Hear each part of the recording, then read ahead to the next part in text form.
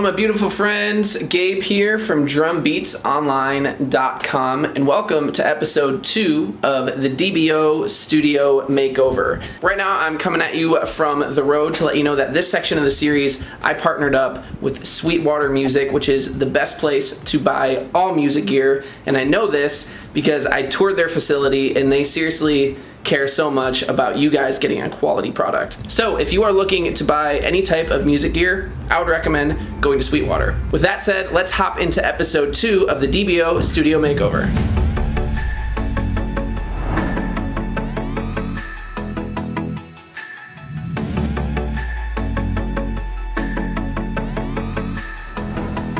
If you missed episode 1, it mostly looked a lot like this. That could be really cool. Cool picture there, looking real cool. It's so cool, super cool, super cool, super cool. This is really cool. Does it look cool? So cool. So in episode 1, I unboxed an entire new set of drum microphones. They are the Earthworks DK7 drum mic system sent to me by Sweetwater. Sweetwater, you're really nice. Thank you for doing that. I love you. So now that we have these awesome drum mics, I thought we would throw them behind the kit and see how they sound, especially compared to the drum mics that I have been using for the past 5 years. So let's jump into it.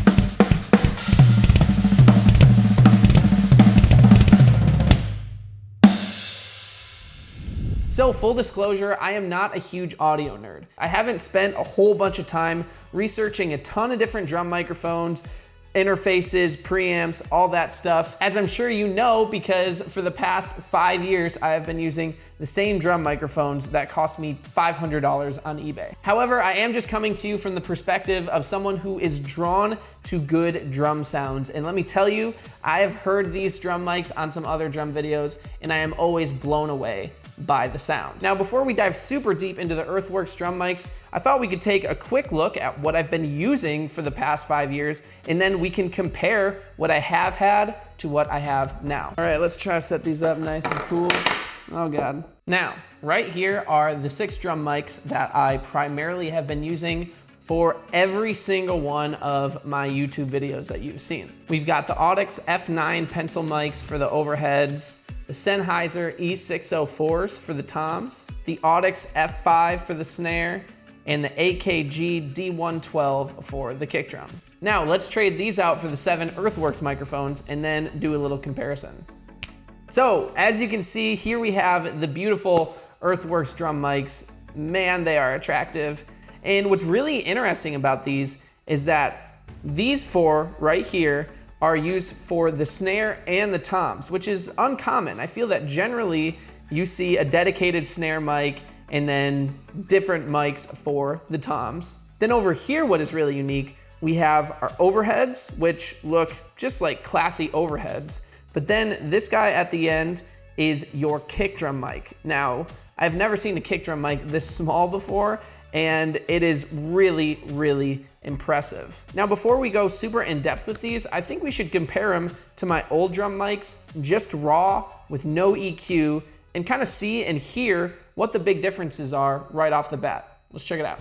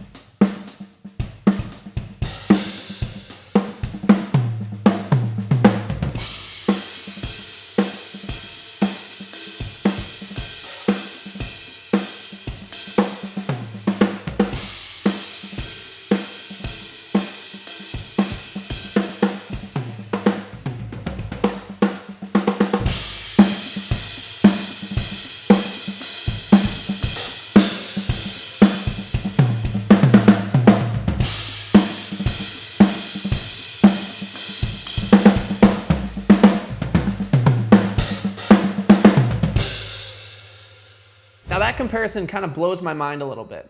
Earthworks describes themselves as high definition microphones.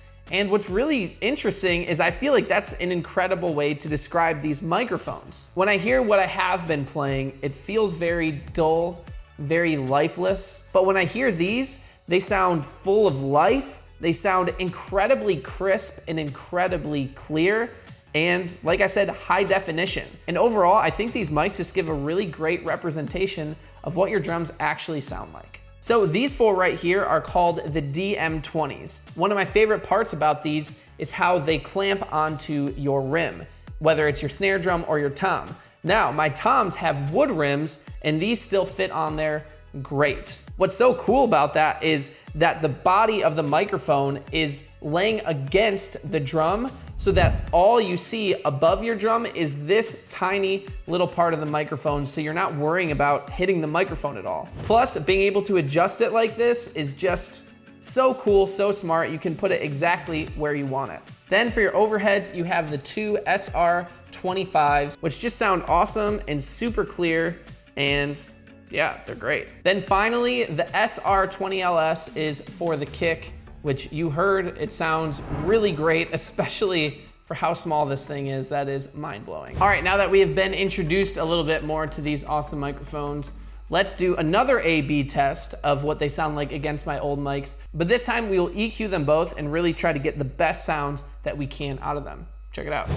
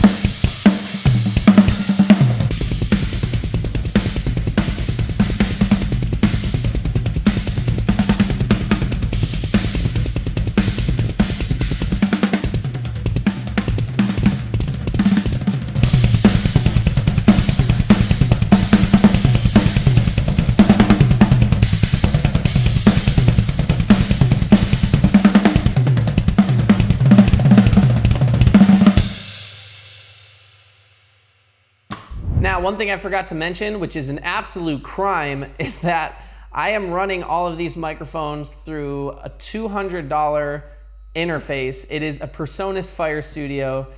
I know that these drum mics need something much better to run out of, but that's what this whole video series is for. I am looking on improving my interface as well as getting acoustic treatment in here, which is all part of the improving my overall sound of the studio phase. So hopefully at some point I will get a new interface and that will help boost the quality of these even more. But like I said, Sweetwater was incredible in sending me these mics. Seriously, if you're looking to buy any more gear, I would head over to sweetwater.com. July is their drum month where they do a ton of sales on overall drum gear. So next time you are looking to buy something, I would recommend buying it from Sweetwater. Thank you so much for watching episode 2 of the DBO Studio Makeover series. Let me know which microphone pair you liked the best in the comment section below, and let me know what else you think I should update in this studio in the comment section as well.